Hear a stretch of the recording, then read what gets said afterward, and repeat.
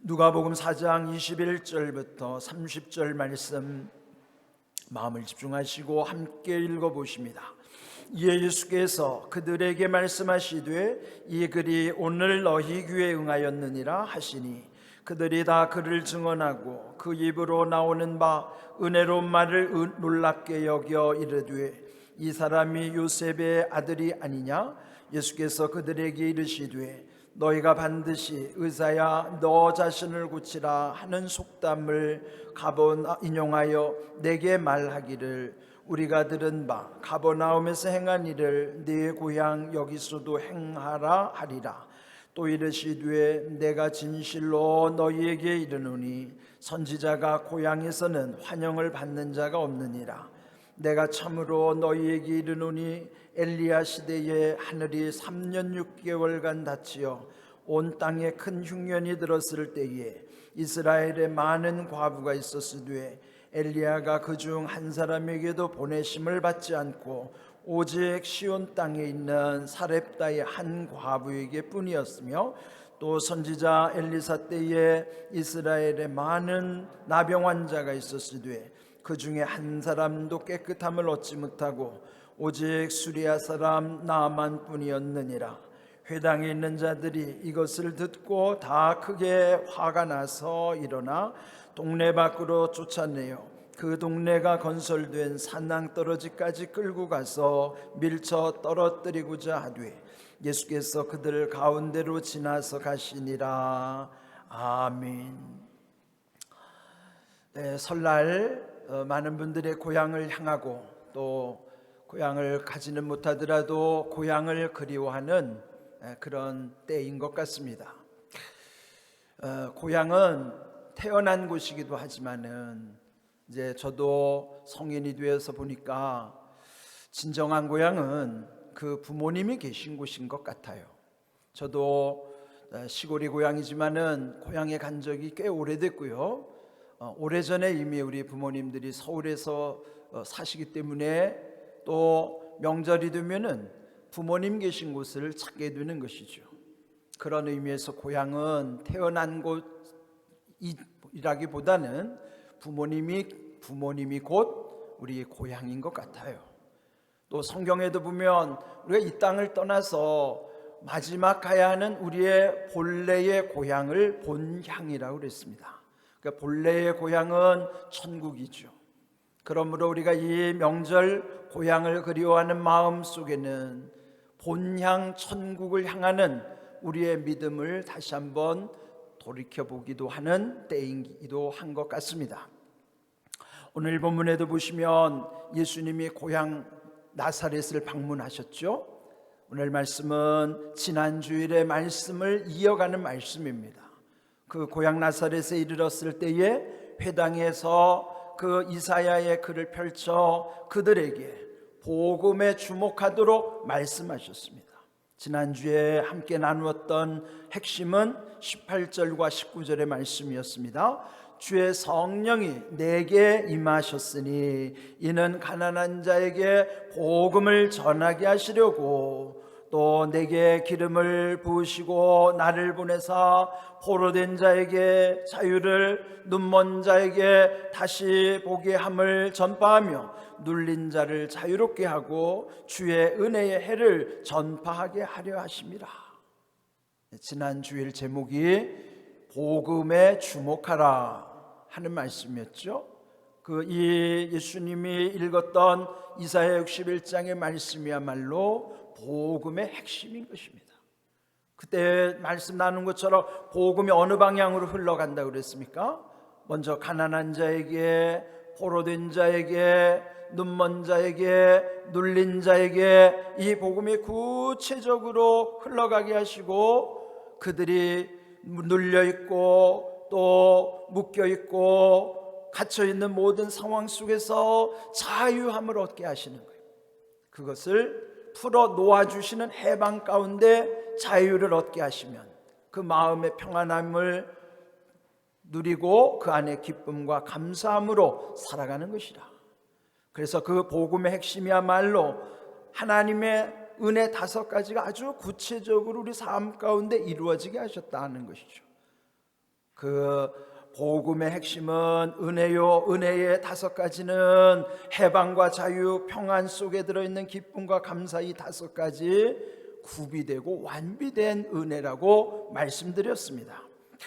그런데 이제 오늘 이 말씀 가운데 그들이 어떻게 반응하는가, 그 지난주의 말씀 이어서 오늘 21절에 보면요, 예수님이 이사의 말씀을 전한 다음에 오늘 너희 귀에 응하였느니라.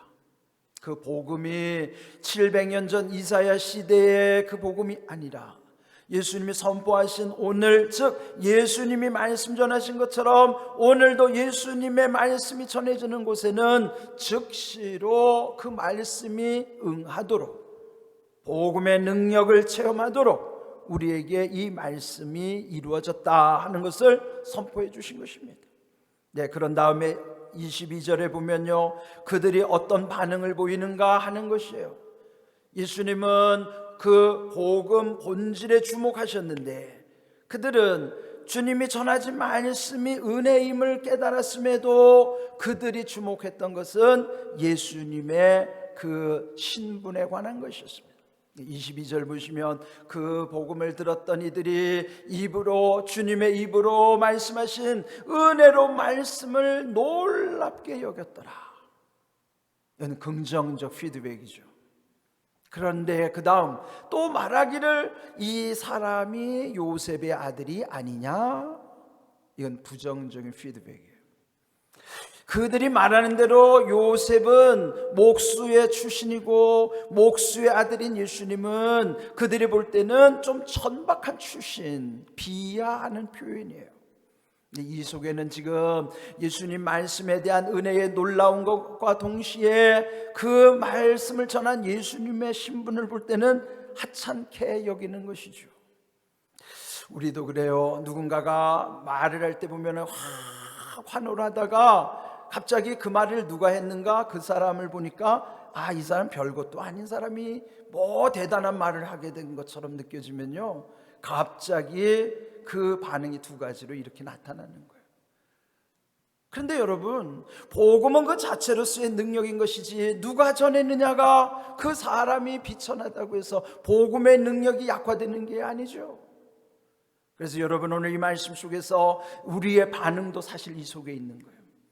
여러분, 그렇지 않나요? 이 제단에서 복음의 능력을 전하는 것이 유명한 목사님이 와서 전하시면 대단한 것처럼 느껴지고, 별로 유명하지 않는 목사님이 전해지면 그 말씀이 별것도 아닌 것처럼 느껴지지는 않나요? 그렇다면 우리도 이런 반응과 똑같은 거예요. 이 말씀을 누가 전하든지 복음의 능력은 약화되는 게 아니에요. 근데 우리는 그 말씀을 누가 전했느냐, 그 전한 사람에게 더 주목하는 경우가 있어요. 그 사람에게 주목하지 말고 그 복음에 주목해야 되는 것이죠. 본질에 주목해야 하는 것이에요. 이 말씀은 결국 그 시대의 그 나사렛 고향의 사람들만의 반응이 아닌 오늘 우리의 반응이기도 한 것이라는 거예요. 그러니까 우리도 반성해야죠. 사람에게 주목하는 우리들도 메시지를, 그 복음의 능력 본질에 주목하지 않는 우리들의 이 모순도 여기서 발견하는 것입니다. 오늘 이렇게 이 반응 가운데서 예수님이 저들의 속마음을 다 꿰뚫어 보고 계시는 거예요. 그러면서 예수님 오늘 2가지 구약시대에 있었던 사건을 끄집어서 말씀하시는 거예요. 하나는 엘리야 시대 때, 또 하나는 엘리사 시대 때에 하나님의 은혜를 누렸던 사람들을 말씀하고 있는 거예요. 누가복음 4장 26절에 보면은 엘리야 때에 하나님의 은혜를 경험한 사람은 오직 한 사람, 여기 말씀처럼 엘리야가 그 중 한 사람에게도 보내심을 받지 않고 오직 시돈 땅에 있는 사렙다 한 과부에게 뿐이었으며, 엘리야 선지시대 때는 하나님이 그 악한 시대에 하늘의 문을 닫으셨어요. 그러니 3년 6개월 동안 비가 내리지 않았습니다. 온통 땅이 감으로 기근이 들어 굶주려 죽어가는 사람들이 많았습니다. 근데 그때 능력의 종 엘리야는 그 시돈이라고 하는 이방의 땅이에요. 하나님의 백성이 아닌 시돈이라고 하는 이방의 나라에, 그 중에서도 사렙다라고 하는 조그만 마을에 아무도 주목하지 않는 한 홀로 사는 여인에게 보내심을 받은 거예요. 그 여인은요, 마지막 남은 그 밀가루 가지고 그 외아들 아들 하나랑 같이 떡을 만들어 먹고 이제는 죽을 생각을 하고 있는 때였습니다. 그런데 엘리야는 그 여인에게 그 떡을 해서 내게 해달라고 하는 거예요. 여러분, 얼마나 야박합니까? 지금 이들은 마지막 음식을 먹고 죽으려고 하는 판인데 그것을 달라고 하는 거예요. 근데 이 여인은요, 선뜻 선지자에게 응하고, 그로 인하여 하나님이 그 홀로 된 여인에게 특별한 은혜를 주셔서 그 가뭄이 닿을 때까지 그 홀로 된 여인의 가정에 그 밀가루, 그 그릇과 그 기름병이 마르지 않도록 은혜를 주신 거예요. 그러면서 이 말씀을 하시는 거예요. 예수님이 예를 드는 거예요. 그 당시에 그곳에는 많이 홀로 사는 여인들이 무수히 많았다. 이스라엘뿐만 아니라 그 지역에 많은 홀로 된 여인이 있었는데 오직 하나님의 은혜를, 특별한 은혜를 받은 여인은 이 여인 한 사람뿐이었다 하는 거예요. 그 다음 또 엘리사 시대에도 또 한 사람이 특별한 은혜를 받았는데, 27절 말씀처럼 이스라엘의 당시 많은 나병 환자가 있었을 때에 오직 나음을 입은 사람은 수리아 사람 나만 장군 한 사람이었다는 거예요. 여기 수리아라고 하는 것도요, 하나님을 믿지 않는 이방의 나라에, 나아만은 그 나라에 아주 높은 왕 다음에 제2인자의 위치에 있는 사람이에요. 그러니까 엘리야 때는요, 그 똑같은 이방의 땅이지만은 아무도 알아주지 않는 홀로 된 여인이었고, 그러나 엘리사 시대에는요, 그 나아만이라고 하는 사람은 아주 지체가 높은 사람인 것이에요. 이런 걸 보면요, 하나님도 구색을 맞춰가지고 지금 이렇게 사건을 만들어 가시는 거예요. 아무도 알아주지 않는 무명의 한 사람, 그러나 대단히 지체가 높은 그 사람. 그러나 이게 문제가 아니라 중요한 것은 하나님의 특별한 은혜를 경험하는 단 한 사람이 어떤 사람인가에 주목하게 하시는 거예요. 그러면서 여기서 이 나아만이 그 선지자를 찾아왔을 때에도요, 엘리사는 그를 되게 문전박대했잖아요. 만나주지도 않고요, 하인을 시켜가지고 그 지체 높은 나아만 장군에게 저 요단강에 가서 7번 씻으라, 그러면 나을 것이다. 그때 나아만이 화가 났어요. 아니, 내가 지금 이 나라보다도 더 강대국인 그 수리아의 왕 다음에 지체 높은 사람인데 여기 이 선지자 엘리사가 얼굴도 안 비치고 그냥 말만 딱 던지고 가는 거예요. 근데 그때 옆에 경호하고 있던 사람이, 아니, 이보다 더 큰 일을 시켜도 우리는 해야 할 판인데 그거 아무것도 아닌데 우리가 합시다. 그래서 정말 요단강에서요 7번을 씻은 다음에 그 나병이 깨끗하게 나은 거예요. 여러분, 6번까지도 반응 없다가 7번째 깨끗이 나았다는 건 7번은 완전히 순종하는 믿음을 상징하는 것이죠. 그럴 때 그 하나님이 보낸 사람들 앞에 이들이 어떻게 반응했는가, 그 믿음에 주목하게 하시는 거예요. 왜 그 당시에 똑같은 처지에 있는 많은 사람들이 있었음에도 왜 하나님 오직 한 사람에게 집중하시고 그들에게 특별한 은혜를 부어주셨는가? 라고 하는 것이에요. 그는 바로 그들이 하나님의 사람에게 보여준 그 믿음의 반응 때문이라는 것을 말씀하면서 오늘 여기에서 주목하게 하는 것은 오직 한 사람이라는 거예요. 오늘 제목이 오직 한 사람을 위한 은혜예요. 우리 생각에는요, 하나님의 은혜는 모두에게 임하는 걸 이미 알고 있어요. 또 이미 누가복음 14장 18절 19절에서도 그 가난한 자들에게 복음이 전해지고 포로된 자들, 눌린 자들, 이런 사람들을, 그러니까 모두를 자유케 하시는 하나님의 은혜를 이미 선포하셨어요. 그런데 왜 예수님은 그 다음에 이렇게 한 사람의 은혜 받은 특별한 케이스를 말씀하고 강조하고 계시는가? 여기 우리가 주목해야 되는 것입니다. 오늘 읽은 이 27절 전반부에 보면은 그 중에 한 사람도 깨끗함을 얻지 못하고 라고 표현합니다. 그 엘리사 시대에 그 나아만은 그 오직 한 사람, 은혜 받은 한 사람이었고, 그러나 그들 중에 한 사람, 영어로 one of them이라고 하는 그 믿음 없는 사람들, 반응 없는 사람들, 그 한 사람은 깨끗함을 얻을 수가 없는 거예요. 여기 보면 구분되는 거예요. 다 한 사람을 강조하는 거예요. 그런데 하나님의 은혜를 경험하는 특별한 한 사람, 그는 사렙대에 홀로 된 여인, 또 나아만 장군, 특별한 한 사람과 여기에 그 중에 한 사람, 이것도 한 사람이에요. 여기도 한 사람이에요. 그런데 문제는 그들 중에 한 사람, 믿음 없는 사람 중에 한 사람과 믿음 있는 한 사람은 다른 거예요. 여러분, 한 사람이라는 표현을 잘 보세요. 어떤 한 사람이냐가 중요한 것이에요. 그들 중에 믿음 없는 사람 중에 한 사람은 아무런 능력도 나타나지 않아요. 그러나 믿음으로 반응한 특별한 한 사람은 하나님이 이렇게 특별한 은혜를 예비하신다는 사실을 말씀해 주시는 것입니다. 여기서 우리가 또 하나 알아야 될 것은 예수님도요, 한 사람에 대한 가치를 우리에게 강조하시는 말씀이 너무 많아요. 여기 오늘 이 말씀 가운데도 우리에게 이런 오직 한 사람이라는 걸 강조하셨듯이 마가복음 9장 37절에 보시면요, 누구든지 내 이름으로 이런 어린아이 하나를 영접하면 곧 나를 영접하며 누구든지 나를 영접하면 나를 보내신 이를 영접함이니라. 여기서 주목할 것은 어린아이 하나는요, 단순히 어린아이가 아니라, 오늘날의 어린아이가 아니라 옛날의 어린아이는요, 사람 취급 안 하던, 우리 눈에 띄지도 않는 지극히 작은 한 사람이에요. 우리 교회가 늘 기도하는 건 지극히 작은 한 사람을 사랑한다는 것은 이렇게 아무도 주목하지 않는 어린아이 같은 존재. 그런데 내 이름, 즉 예수님의 이름으로 그 아이를 영접하면 예수님을 영접한 것과 동시에 예수님을 보내신 하나님을 영접하는 것이라. 어떻게 연결되는가 잘 보세요.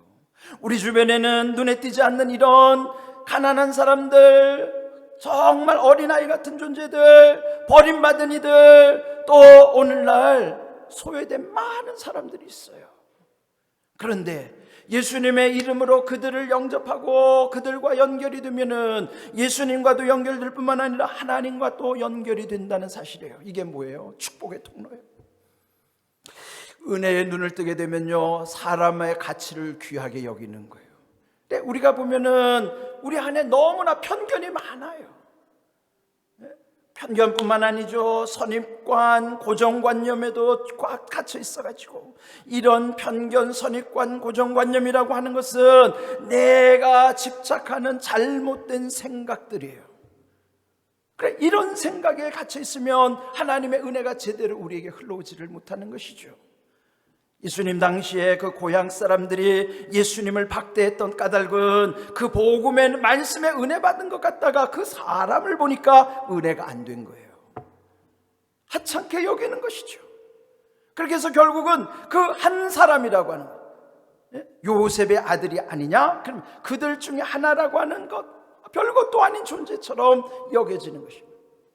그러나 예수님의 이름으로 지극히 작은 한 사람이 어린아이 같은 존재를 영접한다는 것은 귀히 여긴다는 거예요. 함부로 대하지 않는다는 거예요.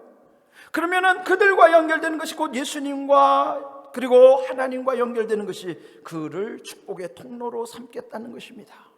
우리가 예수님의 이름으로 하는 모든 것은 우리에게는 다 축복의 통로로 연결된다는 사실, 이 진리를 알게 되면 사람을 함부로 대하지 않아요. 그것이 복음에 눈뜬 사람의 태도인 것이죠. 그러니까 진정한 복음이 이루어지는 나라는요, 그 자체가 인권이 높아질 수밖에 없어요. 사람을 귀하게 여기는 것입니다. 오늘 이 주신 말씀에 보면은 왜 이렇게 한 사람의 가치, 그는 왜 예수님 때문에, 우리가 예수님 때문에 이 모든 일을 행하는 것들, 그럴 때 예수님과 연합되는 믿음이 얼마나 귀한 것인가? 요한복음 4장 12절에 말씀하십니다. 나를 믿는 자는 내가 하는 일을 그도 할 뿐만 아니라 또한 나보다 큰 일도 할 것이라는 거예요. 우리가 예수님 하시는 그 엄청난 일을 그거를 감당하기도 버거운데 예수님보다도 더 큰 일을 할 수 있다? 이건 내 능력이 아닌 거예요. 예수님 이름의 능력, 예수님을 믿는 그 믿음 가운데서 예수님이 행하신 일뿐만 아니라 그보다 더 큰 일도 누가 하시겠다는 거예요? 예수님이 하시겠다는 거예요. 그 능력이 내게 있는 게 아닙니다. 예수님을 믿는 그 능력 가운데서 이런 놀라운 일을 행하게 하시는 까닭은 그 다음 2절을 더 넘어가면 14절에 이렇게 말씀하시는 거예요. 내 이름으로 무엇이든지 내게 구하면 내가 행하리라. 즉 예수님의 이름으로 예수님께 구하면 예수님이 행하시는 거예요. 내 능력이 아니죠. 그래서 우리는 예수님 이름의 능력 가운데 모든 것이 예수님께 구하면 예수님이 행하신다는 이 진리를 늘 깨달을 때에 예수님의 이름으로 기도하는 그 길을 우리가 묵묵히 감당하는 것입니다. 오늘 이 주신 말씀 속에서 이렇게 우리에게 귀히 여기시는 가운데 우리가 하나님의 은혜는 모두에게 일반적으로 보편적으로 흘러가게 하시는 누구나 받는 은혜도 있지만 엘리야 시대, 엘리야사 시대 때 단 한 사람에게만 주신 특별한 은혜도 있다는 사실을 기억해야만 하는 것이에요. 그렇다면 모두에게 열려진 모두를 향한 은혜는 무엇이고 각 사람을 향한 특별한 은혜는 무엇인가? 여러분 이걸 잘 분별하셔야 돼요. 그 분별하는 말씀이 여기 제단 앞에다가 적어놓은 시편 3편 8절의 말씀이에요. 구원은 여호와께 있사오니 라고 할 때 그 구원은 누구든지 구원을 얻게 하시는 거예요. 믿는 자는 누구든지 구원을 얻으리라고 말씀하신 것은요 모두에게 구원을 활짝 열어주신 거예요. 예수님을 믿으면 누구나 다 구원을 얻게 하시는 거예요. 그런데 그 구원이 어디로부터 오는가? 하나님께 있는 거예요. 그래서 구원은 여호와께 있사오니 이 구원의 은혜는 모두에게 열려진 은혜입니다. 그렇다면 특별한 은혜는 뭘까요? 그 다음 절에 나오는 주의 복이 특별한 은혜예요. 주의 복을 주의 백성에게 내리소서라고 하는 이 기도 속에는 여기 주의 복이라고 하는 건 복도 주의 복일 때만 진정한 복인 것이에요. 우리 주변에 복 준다는 곳이 많잖아요. 무당을 찾아가도 점쟁이를 찾아가도 또 어떤 사람을 찾아가도 이 세상에 복 준다는 곳이 얼마나 많은지 몰라요. 그렇다면 이 세상의 복은 그들이 줄 수도 있다는 사실이에요. 최근에 보니까 어떤 특정 후보를 위해서 200만 명이나 되는 무당이 기도하고 있다는 거예요. 정신 차려야 됩니다. 언제부터 대한민국이 무당이 득세하는 나라가 됐습니까? 이런 데서 여러분이 거룩한 분노를 갖지 않으면 이거 정말 하나님이 진노하실 일이에요. 여러분 잘 생각했어요. 용한 무당이 용한 귀신을 이용해가지고 복을 주는 것 그럴 수도 있습니다. 아니 그렇지 않다면 왜 수천만 원 수억을 들여가지고 굿을 하겠어요? 잘 되기 때문에 하는 거예요. 그러나 그 복은 주의 복이 아닙니다. 여기서 주의 복은요 하나님이 주시는 복이고, 그리고 먼저 구원이 이루어진 다음에 주시는 주의 복이 구원이 천국을 향할 뿐만 아니라 주님이 주시는 복은 천국에 쌓아지는 모든 상급이에요. 그렇기 때문에 여러분 복 준다는 아무 데 가서 기웃거리면 안 돼요. 이 땅에서만 잘 되기를 바라서 아무 데 나가서 복을 구하면 안 되는 것입니다. 우리가 기억해야 될 것은요 구원도 하나님께 있고 복도 주의 복이 진짜인 거예요. 그래서 구원은 여호와께 있사오니 주의 복을 주의 백성에게 내려주시는 것입니다. 우리가 주의 백성이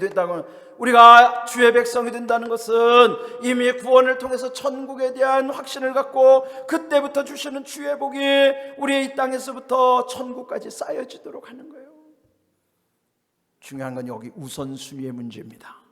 여러분이 무조건 그분의 구원이 이루어지지도 않았는데 무조건 잘 되게 해달라고 비는 것은요 온당한 기도가 아닙니다. 구원이 이루어지지 않는 잘 되는 것들은요 죄 짓는 쪽으로 흘러가기가 너무 쉬워요. 그래서 반드시 구원이 이루어져야 천국을 향하게 되고 그때부터 주의 복이 진정한 복이 되는 거예요.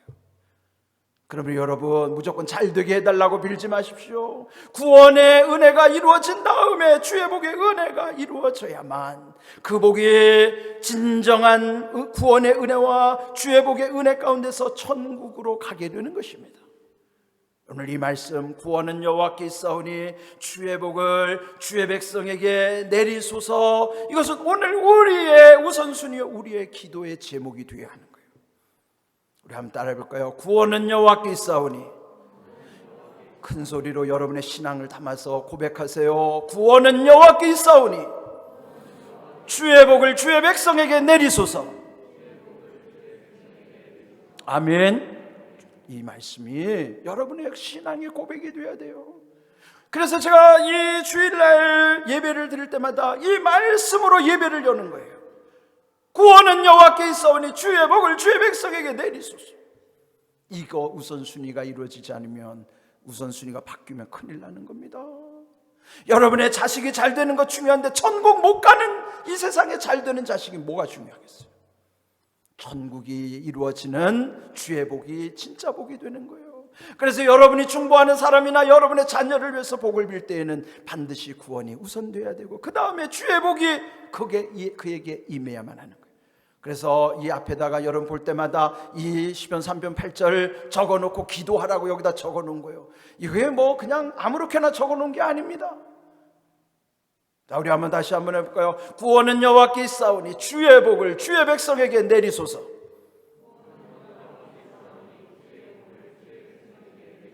아멘. 이 말씀이 우리 신앙의 고백이 되는. 그렇다면 오늘 주신 여기 모두에게 열려진 은혜는 구원의 은혜요, 각각에게 주시는 특별한 은혜는 주의 복의 은혜예요. 그러니까 여러분, 사람들에게 주시는 것이 다 똑같지 않아요. 어떤 사람은 이곳이 잘 되고 저곳이 잘 되고 그곳이 잘 되고 요곳이 잘 되는 것은 사람마다 다 달라요. 그런데 우리는 서로 비교하면서, 아니 왜 저 사람은 하나님이 은혜를 더해 주시는데 나는 왜 요 모양일까? 은혜는 비교하는 게 아니에요. 여러분이 찾지를 못해서 그렇고, 여러분이 은혜를 활용하지 못할 것뿐이에요. 은혜를 비교하지 마세요. 은혜는 각각의 처지와 형편대로 하나님이 다 달리 주시기 때문에 특별한 거예요. 똑같으면 특별한 게 아니죠. 그런 특별한 은혜, 하나님도 저에게는 특별한 은혜를 많이 주셨어요. 여러분에게 밝힐 수 없는 특별한 은혜를 저는 하나님 많이 주셨어요. 그러니까 여러분도 비교하지 마세요. 여러분에게만 주신 특별한 은혜가 있다는 사실을 믿으셔야 하는 거예요. 그러니까 오늘 주신 말씀, 모두에게 주신 일반적인 은혜와 두 번째는 특별한 은혜가 있는데, 그 다음 세 번째 더 중요한 은혜가 있어요. 그것은 야고보서 4장 8절의 말씀처럼 더욱 큰 은혜입니다. 더욱 큰 은혜를 주시나니 그러므로 이르시되 하나님이 교만한 자를 물리치시고 겸손한 자에게 은혜를 주시느니라. 더욱 큰 은혜는 누구에게 주시는가? 겸손한 자에게 주시는 거예요.